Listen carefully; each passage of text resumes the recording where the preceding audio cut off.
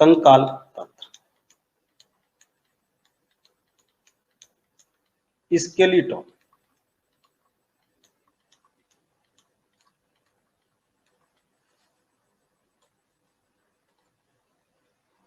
Skeleton यानी हमारी हड्डियों का ढांचा, हमारे शरीर की जो हड्डियों का ढांचा है जिस पर हमारा पूरा शरीर टिका हुआ है, हमारे शरीर का ताना बाना है, वो कंकाल तंत्र है।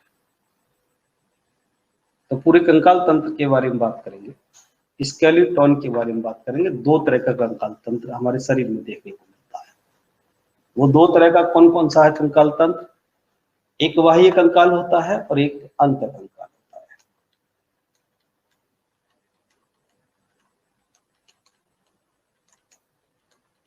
बाह्य कंकाल की बात करें तो ये अलग अलग जंतुओं में अलग अलग नाम से होता है। जैसे कि मछलियों में बात करें तो मछलियों में सल्क जिसको स्केल्स भी कहते हैं, ये एक बाह्य कंकाल तंत्र है। किसका बना होता है? ये बना होता है कैल्शियम कार्बोनेट का, CaCO3 यानी कैल्शियम कार्बोनेट। मछलियों के जो सल्क होते हैं वो कैल्शियम कार्बोनेट के बने हुए होते हैं। तो एक तो मछली में पूछ लेता है कि मछली में सल्क किस चीज के बने होते हैं। कछुए में बात करें तो कछुए में भी एक जो कवच होता है, ऊपर का जो कवच होता है जिस पर दुनिया का सबसे ज्यादा भार सहन कर लेता है, सबसे ज्यादा भार सहन करने वाला जो जंतु है वो कछुआ है। अपने ऊपर वजन को सहन कर लेता है। अगर ये कहें कि अपने भार से 50 गुना ज्यादा वजन कौन उठा लेता है तो वो चींटी होती है। चींटी अपने भार से ज्यादा वजन उठा लेती है, ये ज्यादा वजन सहन कर लेता है अपने ऊपर। सबसे ज्यादा लाइफ, सबसे ज्यादा उम्र वाला जंतु भी कछुआ है। और ये कैसा है? उभयचर है। उभयचर का मतलब जल और थल दोनों पर रह सकता है। तो ये कवच किसका बना होता है? क्या ये कैल्शियम कार्बोनेट का होता है? नहीं, ये केराटिन का बना होता है। ये कवच होता है केराटिन, कैरोटीन नहीं, केराटिन नाम की प्रोटीन का बना होता है। कैरोटीन अलग है, केराटिन नाम की प्रोटीन का बना होता है, जबकि ये कैल्शियम कार्बोनेट का बना हुआ होता है। ये कछुआ में हो गया बाह्य कंकाल। ऐसे ही हम पक्षियों की बात करें तो पक्षियों में जो होता है वो पिच होता है। पिच को हम फीदर्स भी कह सकते हैं। पिच या फीदर्स कहेंगे कि पिच किसके बने होते हैं? तो ये पिच भी केराटिन प्रोटीन के बने होते हैं। केराटिन प्रोटीन के बने होते हैं। तो ये प्रोटीन है, अपने आप में ये प्रोटीन होते हैं। क्या मानव में भी कुछ बाह्य कंकाल पाया जाता है? पाया जाता है। मनुष्य में भी बाह्य कंकाल पाया जाता है। कौन सा है मनुष्य में? मनुष्य में क्या, जितने भी स्तनधारी हैं, जितने भी स्तनधारी हैं, स्तनधारी का मतलब जितने भी मैमल्स हैं, उनमें भी पाया जाता है। कौन कौन सा है मैमल्स के अंदर? मैमल्स के अंदर जैसे कि हेयर, बाल कह लीजिए, रोम कह लीजिए, हेयर, त्वचा पर बाल, सिर पर बाल, जो बाल है वो भी एक बाह्य कंकाल है। इसके अलावा हमारे नाखून, बाल, नाखून, पशुओं की बात करें तो सींग, खुर, ये सब के सब बाह्य कंकाल है। और ये किसके बने होते हैं? ये सब के सब बने होते हैं केराटिन नाम की प्रोटीन के। ध्यान रखिएगा, केराटिन नाम की प्रोटीन होती है, ना कि कैरोटीन। जो कैरोटीन होता है, कैरोटीन ये विटामिन होता है। कैरोटीन विटामिन होता है जिसकी वजह से दूध, में कुछ पीलापन लिए हुआ था, दूध में पीलापन कैरोटीन विटामिन की वजह से था। कैरोटीन विटामिन, ये केराटिन है। केराटिन प्रोटीन होती है, कैरोटीन विटामिन होती है। क्लियर हो गया? ये हो गया बाह्य कंकाल। अब हम अंतः कंकाल की बात करते हैं।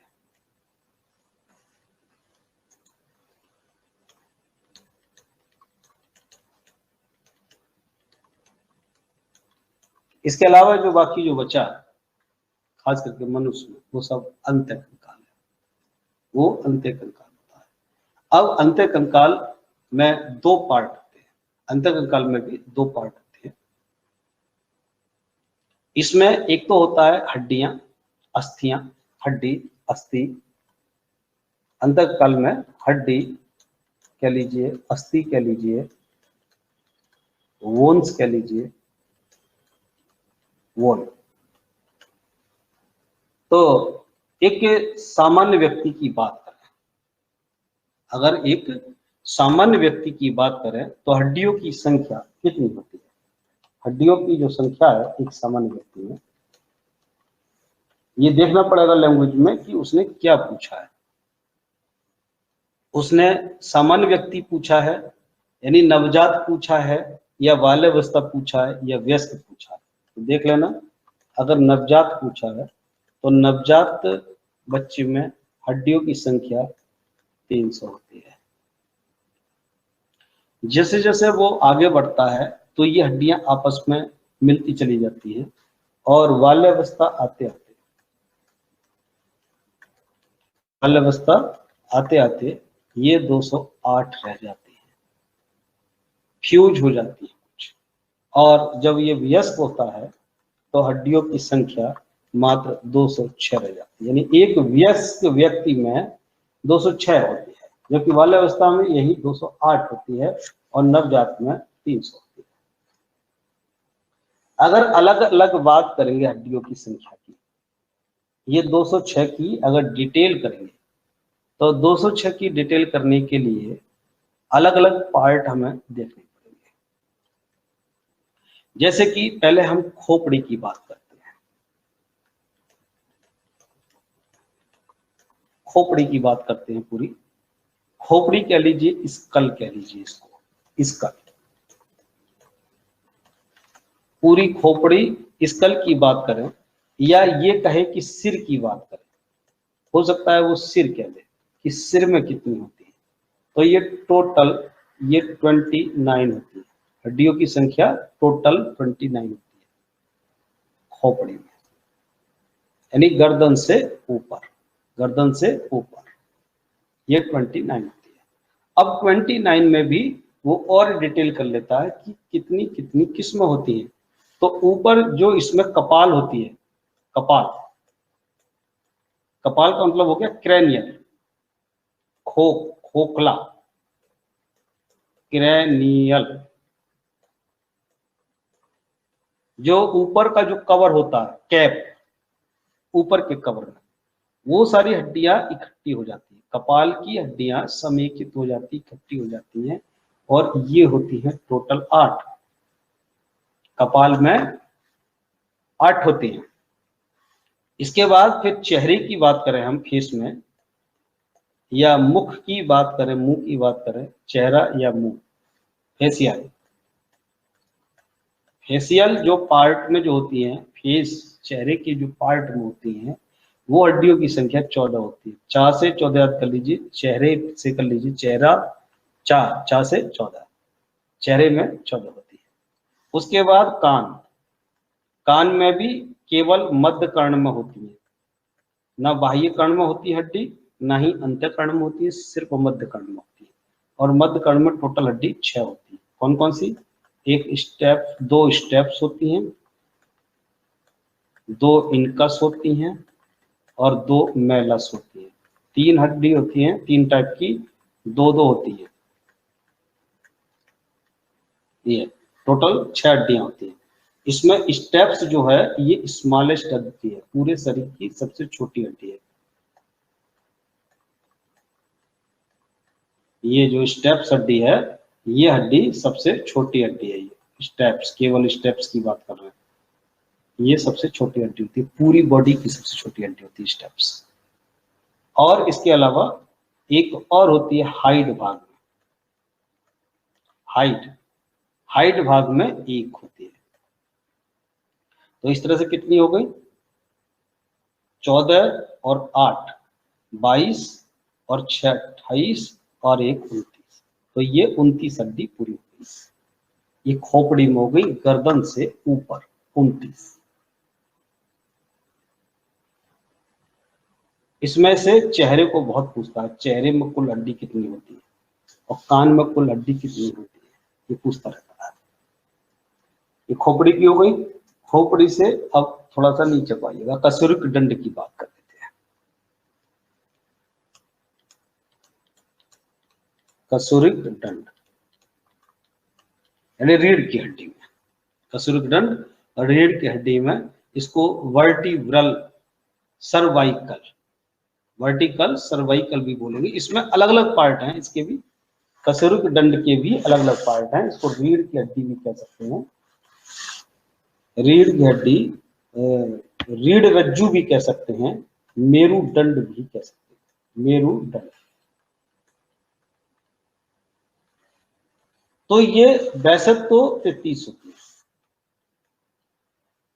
लेकिन वयस्क व्यक्ति में ये 26 होती है।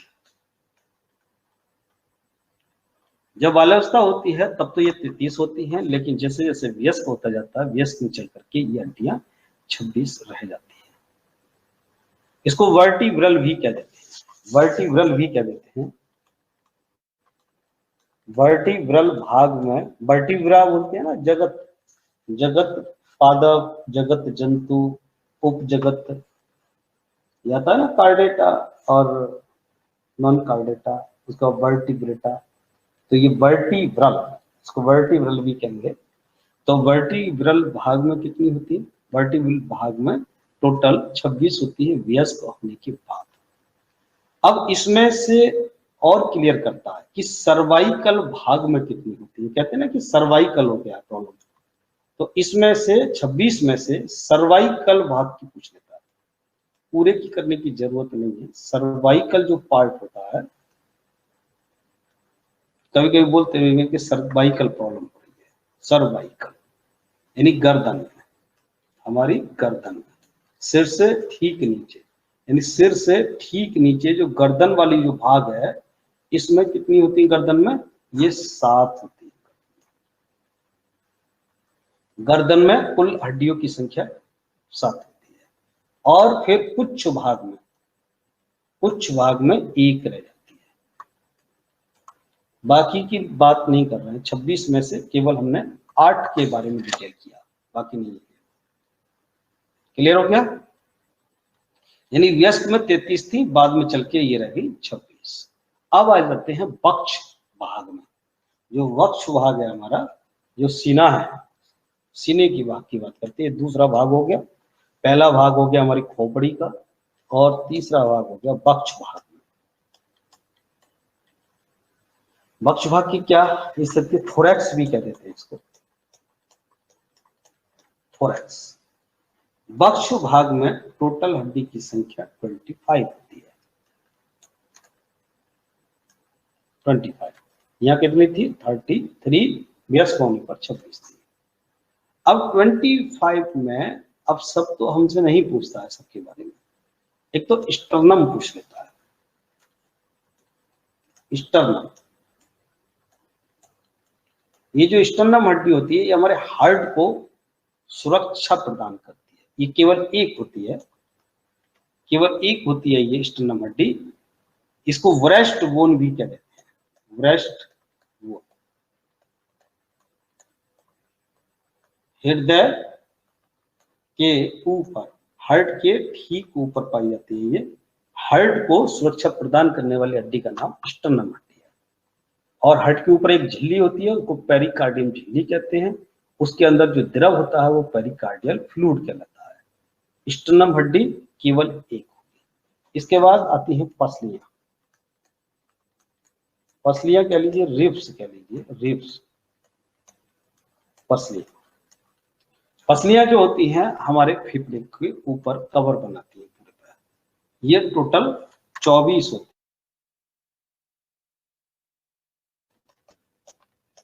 जोड़ी में बात करेंगे तो 12 जोड़ी होती है, टोटल की बात करेंगे तो टोटल 24 होती है। क्या वीडियो ब्रेक हो रही है क्या? चलो ठीक है।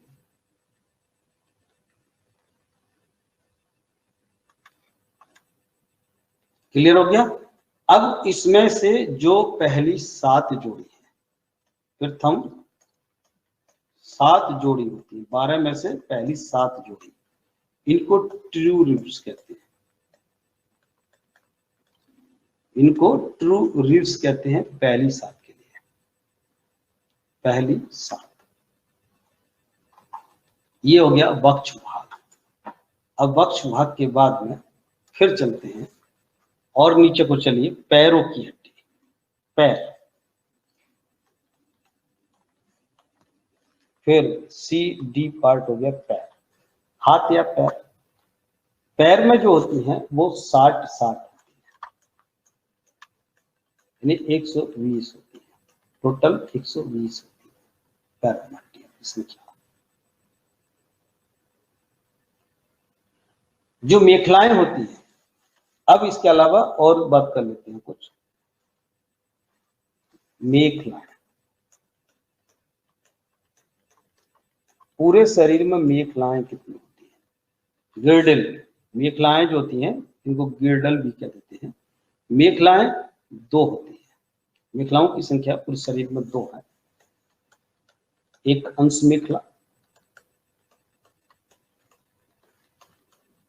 अंश मेखला जिसको पैक्टोरियल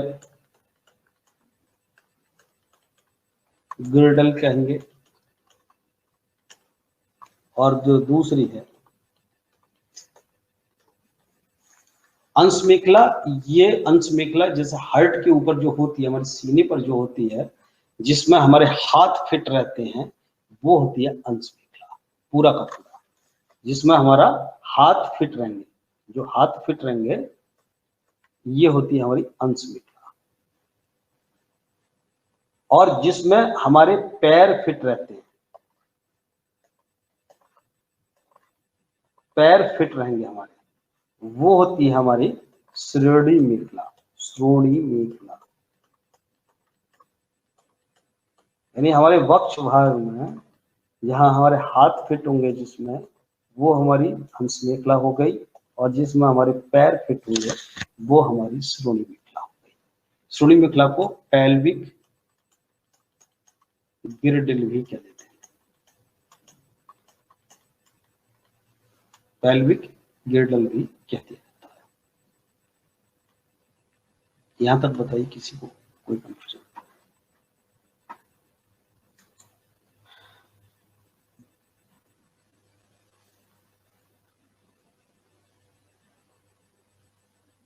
क्लियर हो गया? यहां तक मेखलाएं 2 टाइप की होंगी।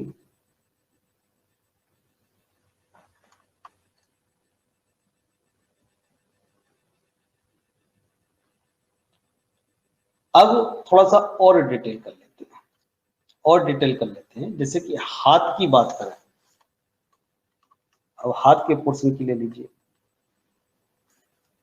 हाथ की और बात करें तो वैसे तो 60 ही होंगे, दोनों में 60 होंगे। 60 + 60 बराबर 120।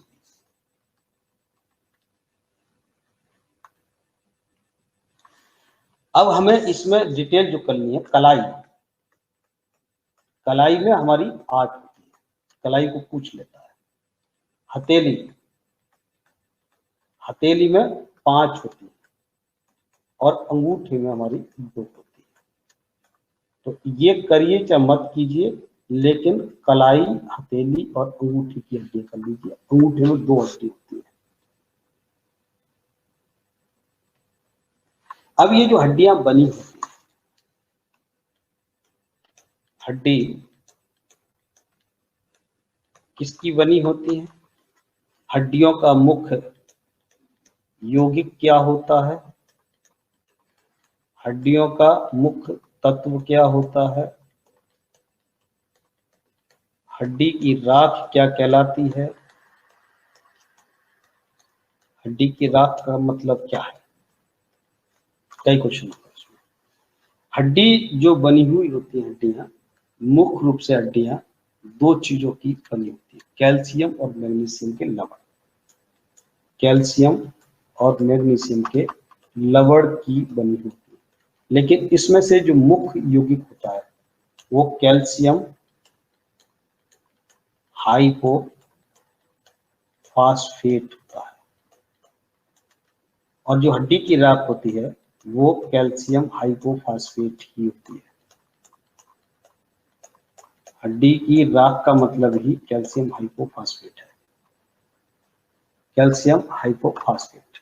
लेकिन मुख्य तत्व की बात करेंगे तो ये फास्फोरस होता है। दांतों का मुख्य तत्व क्या बताया था, कैल्शियम। हड्डी का मुख्य तत्व फास्फोरस होता है।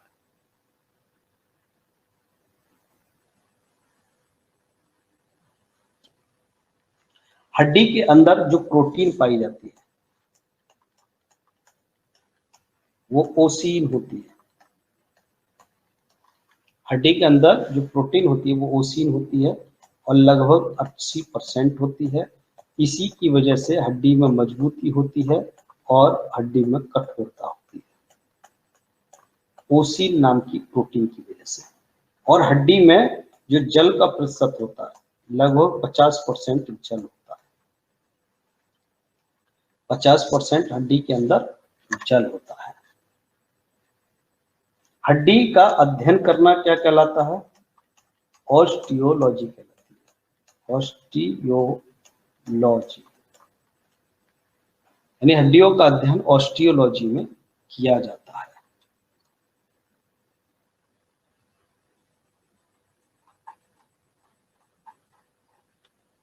हड्डी जब टूट जाती है तो हड्डी के जुड़ने में समय कितना लगता है, 25 दिन। वैसे सामान्य रूप से 25 दिन का टाइम लगता है, लेकिन अगर कोई बुजुर्ग है या जिसमें कैल्शियम की कमी है तो उसमें ज्यादा टाइम भी लग सकता है।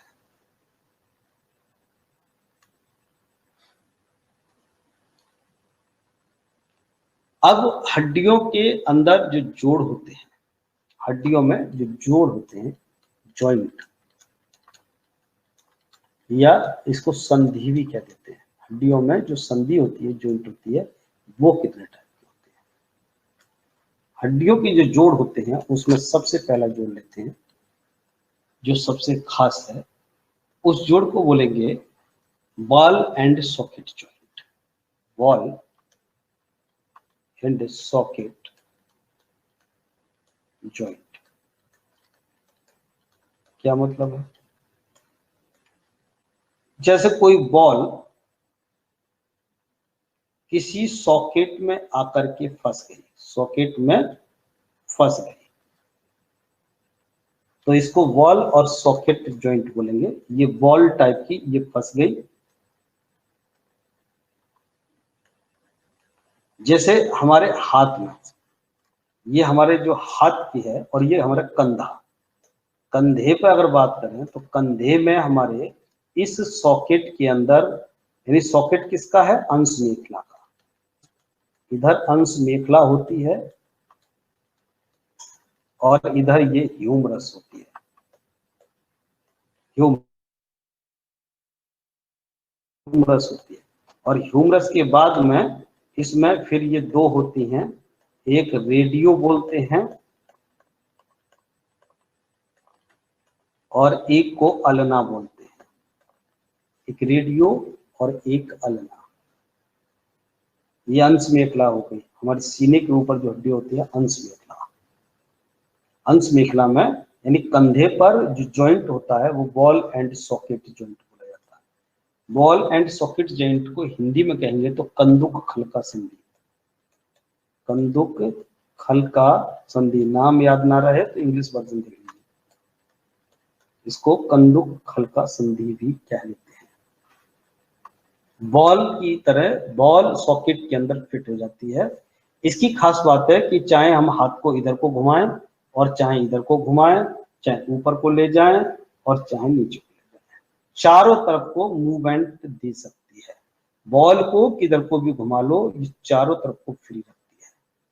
तो इसको बोलते हैं बॉल एंड सॉकेट जॉइंट। एक दूसरा होता है हिंज जॉइंट। हिंज जॉइंट कब्जेदार संधि। जैसे किवाड़ में कब्जा लगा हुआ होता है, उसकी खास बात है कि वो एक साइड को तो जाने देगा लेकिन दूसरे साइड को नहीं जाने देगा। इसको कोर संधि भी कह देते हैं। कोर संधि केवल इसमें जो मूवमेंट होता है वन साइड होता है, केवल एक ही तरफ गति होगी और इसमें चारों तरफ गति होती है। एक तरफ गति होगी, कब्जेदार होगा। तो जो रेडियो और अल्ना, ये जो यहाँ पर जॉइंट बनाती है, ये जॉइंट ये वाला है, कब्जेदार संधि होती है। यानी हमारा हाथ कोहनी पे से कोहनी पर जो होता है, कोहनी पर जो जॉइंट होता है या हमारे घुटने पर जो जॉइंट होता है, ऐसे हम घुटने की भी बात कर सकते हैं। जैसे ये श्रोणी मेखला है, तो श्रोणी मेखला में जो फिट होगा वो भी इसी तरीके से फिट होता है हमारा पैर। ये पैर की हड्डी क्या बोली जाती है? फीमर बोली जाती है, फीमर। ये हमारा फीमर हड्डी फिट होती है श्रोणी मेखला के अंदर। फीमर और फीमर के साथ भी ये दो हड्डी होती हैं।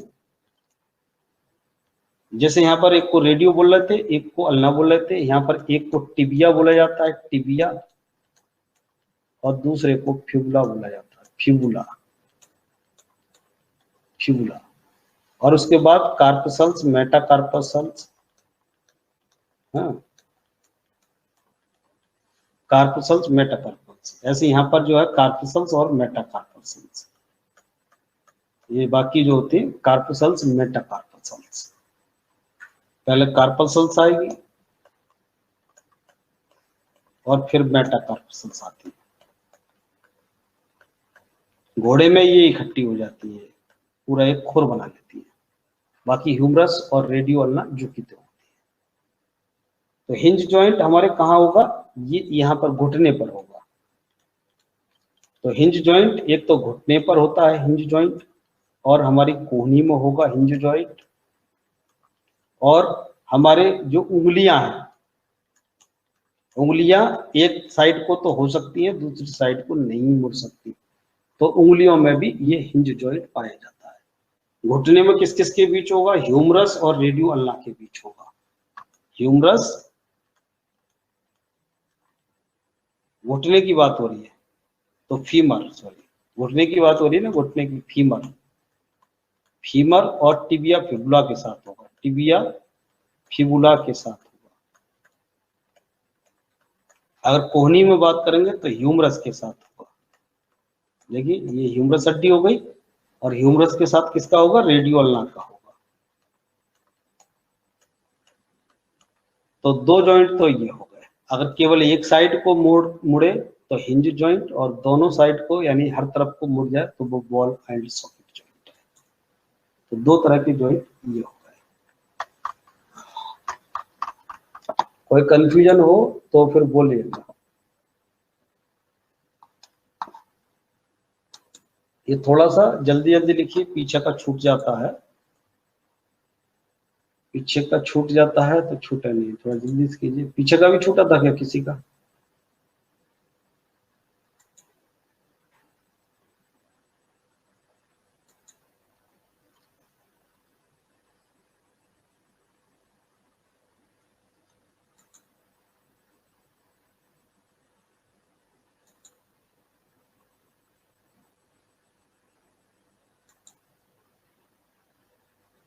चलिए आगे और बढ़ते हैं।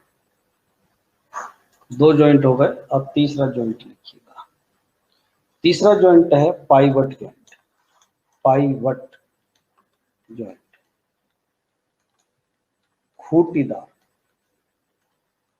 खूंटीदार दार संधि, संधि जॉइंट, जोड़। खूंटीदार कैसा होगा? जैसे हमारे कसूरक दंड की बात करें तो कसूरक दंड में ये तमाम हड्डियां होती है, एक धागे जैसी रचना होती है अंदर, नोट टू कार्ड जो मेरुरज्जु से आती है, और जो पहली कसूरका होती है इसको एटलस नाम दिया गया है, एटलस कसूरका। अब इसी के ऊपर इधर खोपड़ी होगी, खोपड़ी। तो हमें पता है कि खोपड़ी को हम किधर को भी घुमा सकते हैं, चाहे हम इधर को घुमाएं चाहे हम इधर को घुमाएं। ये जो घूम रही है खोपड़ी, तो ये कीली के ऊपर रखी है, ये जो कीली के ऊपर जो ऊपर रखी है, कीली के ऊपर, तो इस तरह की संधि को पाइवट जॉइंट कहते हैं। यानी एक कीली के ऊपर ये मूवमेंट करेगी इधर उधर। तो हमारी खोपड़ी में जो जॉइंट होता है वो यही होता है। इसका एग्जाम्पल हो गया खोपड़ी, पाइवट जॉइंट होता है। यानी हमारी गर्दन के ऊपर जो खोपड़ी है वो पाइवट जॉइंट से लगी हुई है। इसको धुरी संधि भी कह देते हैं, धुरी संधि, पाइवट जॉइंट या धुरी संधि भी इसको बोलेंगे। यानी सीधा सीधा ये कह लीजिए कि कसूरका के ऊपर हमारी सिर की जो गति है वो कैसी है? वो खूंटीदार संधि है। अब आता है फिसलन संधि, चौथी फिसलन, एक दूसरे के ऊपर फिसल जाती है। अब जहां दो हड्डियां साथ साथ होंगी वहीं फिसलेंगी। दो हड्डी साथ साथ कहाँ होती है? एक तो रेडियो और एक अल्ना, दोनों साथ साथ होती है। एक रेडियो होती है हाथ में और दूसरी बराबर से कौन सी होती है? एक अल्ना होती है। ऐसी पैर की बात करें तो पैर में एक होती है टिबिया और दूसरी होती है फिबुला, टिबिया और दूसरी फिबुला। हाथ में और पैर में ये हड्डियां दोनों एक दूसरे के करीब होती है, समानांतर होती है और एक दूसरे पे ये फिसलने लगती है, फिसलती है। तो इसको बोलेंगे फिसलन संधि। अब आइए सैंडल संधि। एक सैंडल संधि और होती है।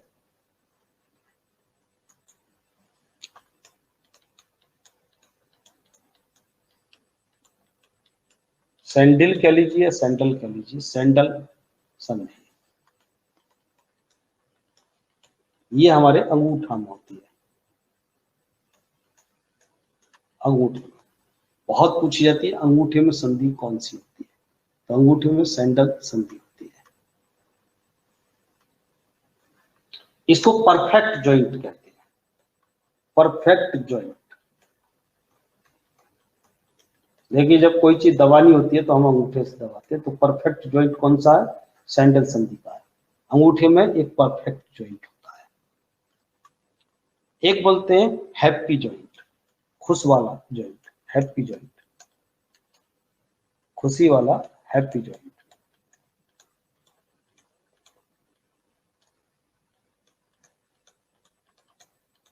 तो जो कलाई पर जो जॉइंट होता है, कलाई में हैप्पी जॉइंट बोला जाता है। फिर आती है अचल संधि। अचल जो चलेगी नहीं, ये बी पार्ट है इसका। अचल संधि जो चलती नहीं है। चल संधियां जो चलती हैं और जो नहीं चलती, फिक्स रहती हैं, वो अचल संधि होती है, फिक्स्ड जॉइंट।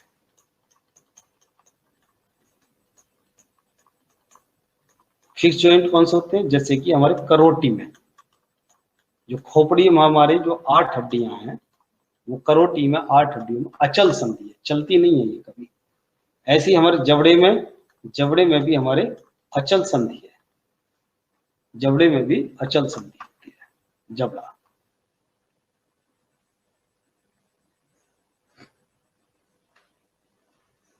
क्लियर हो गया?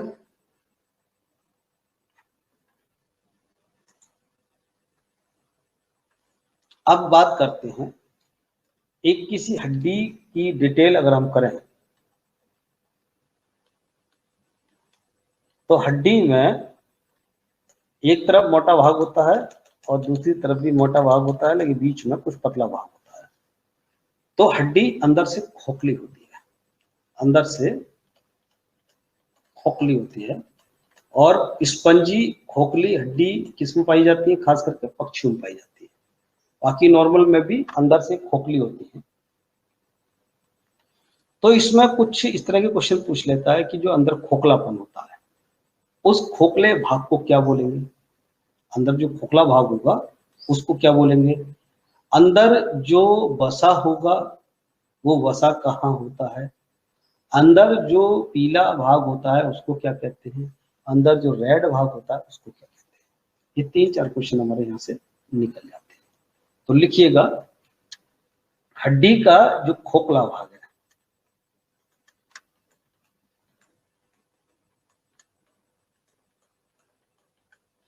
वो मैरो कैविटी बोला जाता है।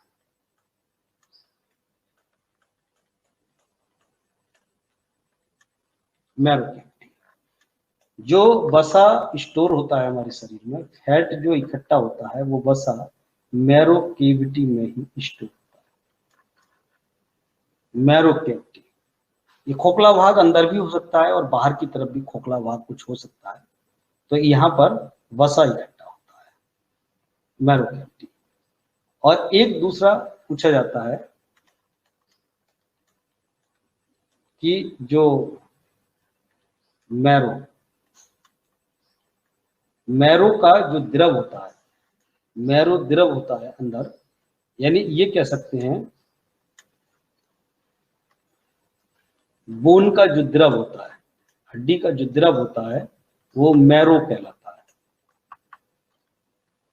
हड्डियों का जो खोखला भाग है वो मैरो कैविटी बोली जाती है, हड्डियों का जो द्रव है वो मैरो बोला जाता है। और मैरो भी 2 तरह का मैरो होता है। एक होता है व्हाइट ब्लड कार्प्स, WBC जहां बनती हैं उसे बोलते हैं व्हाइट बोन मैरो, और दूसरा होता है रेड बोन मैरो, जिसका रंग श्वेत होता है, व्हाइट कलर होता है। इसका कलर व्हाइट होता है और इसका कलर रेड होता है। यानी इस द्रव का रंग रेड होता है, इस द्रव का रंग व्हाइट होता है। जो व्हाइट होता है वहां पर WBC का निर्माण होता है। WBC का निर्माण कहाँ होता है? व्हाइट बोन मैरो में। और जो रेड होता है उसमें RBC का निर्माण होता है। RBC का निर्माण और WBC का निर्माण कहाँ होता है? बोन मैरो के अंदर होता है। इसको मैरो भी बोल देते हैं, इसको बोन मैरो भी कह देते हैं। बोन मैरो, बोन मैरो के अंदर ही RBC और WBC का निर्माण होता है। अब एक क्वेश्चन हमारे यहाँ पर ये भी पूछता है कि अस्थि से अस्थि को कौन जोड़ता है? अस्थि यानी हड्डी को हड्डी से आपस में जोड़ने का जो काम करते हैं वो लिगामेंट करते हैं। जो पतले पतले रेशे होते हैं जिनको लिगामेंट बोलेंगे, स्नायु बोलते हैं, पतले पतले रेशे होते हैं वो एक दूसरे की हड्डी को आपस में जोड़ करके रखते हैं। ऐसे ही अस्थि को पेशी से कौन जोड़ता है? अस्थि को पेशी, पेशी कह लीजिए या मांस कह लीजिए या मसल कह लीजिए, मसल से कौन जोड़ करके रखता है? तो ये होते हैं टेंडन। इनको टेंडन भी कह देते हैं, इनको कंडरा भी कह देते हैं, कंडरा। जैसे यहाँ स्नायु बोला, लिगामेंट या स्नायु, लिगामेंट या स्नायु, यहाँ पर टेंडन या कंडरा बोलेंगे।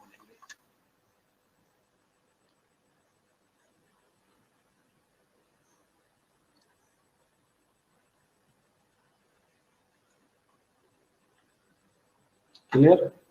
अब जो हड्डी के बनने की जो क्रिया है, हड्डी के विकास की जो क्रिया है, विकास कह लीजिए, गठन कह लीजिए, ये प्रक्रिया क्या कहलाती है? यह अस्थि भवन कहलाती है।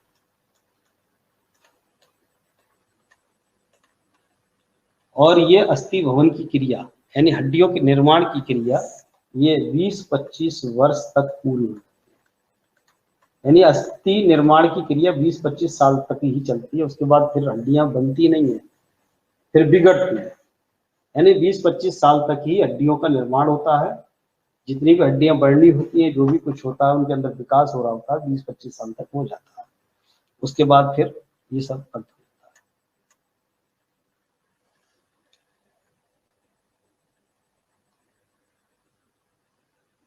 अब हड्डी के अंदर कुछ अंदर के रोग कर लेते हैं। हाँ, पहले एज कर लीजिए। हड्डी का जो एज है, जो एज का परीक्षण जो करेंगे वो एक तो कार्बन डेटिंग से करते हैं। वैसे भी किसी जीवाश्म की उम्र का जो पता कर लगाते हैं कार्बन डेटिंग से लगाते हैं। एक अस्थि भवन परीक्षण होता है, अस्थि भवन परीक्षण। जो अस्थि भवन है, ये कितना हड्डी बन रही है, कितने दिन हो गए बने हुए, तो इसको अस्थि भवन परीक्षण भी कहते हैं। इसी तरीके से हमें पता लगता है। अब हड्डियों के कुछ रोग कर लीजिए।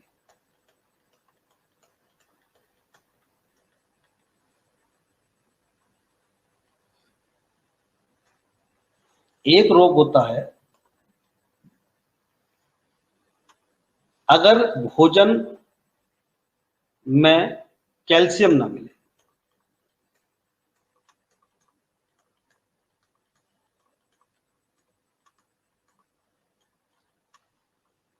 तो क्या होता है, हमारा शरीर कैल्शियम को वो बैंक से लेना चालू कर देता है, कैल्शियम बैंक से लेना आरंभ कर देता है। शरीर को तो कैल्शियम चाहिए। इसकी वजह से क्या होगा, जो हमारी हड्डी होती है वो मुलायम पड़ जाती है और भुरभुरी हो जाती है।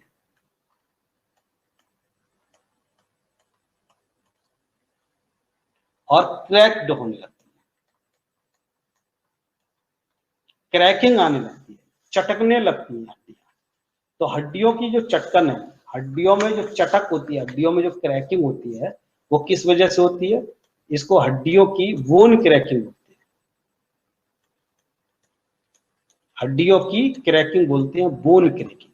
तो एक पहला रोग हो गया बोन क्रैकिंग। बोन क्रैकिंग किसकी वजह से होती है? जब भोजन में पर्याप्त कैल्शियम नहीं मिलता है, तो उस स्थिति में कैल्शियम को कैल्शियम बैंक से लेना आरंभ कर देता है शरीर, जिसकी वजह से हड्डियां मुलायम पड़ जाती हैं और भुरभुरी हो जाती, क्रैक्ड होने लगती है। इसको बोलते हैं बोन क्रैकिंग। दूसरा हड्डी का रोग करते हैं रिकेट्स। रिकेट्स के लिए लीजिए इसको, रिकेट्स, सुखंडी, सूखा रोग, बच्चे में होता है सूखा रोग, सूखा रोग हो जाता है। क्या होता है इसमें? बच्चे में कैल्शियम और फास्फोरस की कमी हो जाती है, हड्डियां कमजोर पड़ जाती हैं,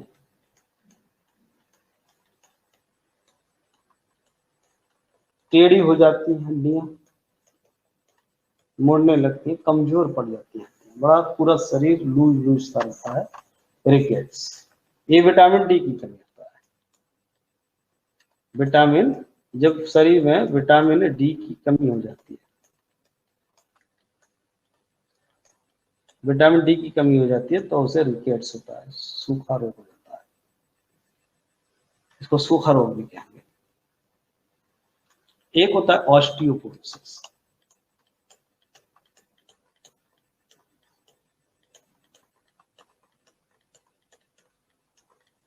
ऑस्टियोपोरोसिस में क्या होता है? ऑस्टियोपोरोसिस, ऑस्टियोपोरोसिस या इसको अस्थि सुवरता भी कह देते हैं। अस्थि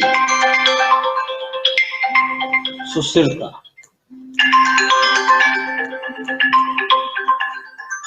एक मिनट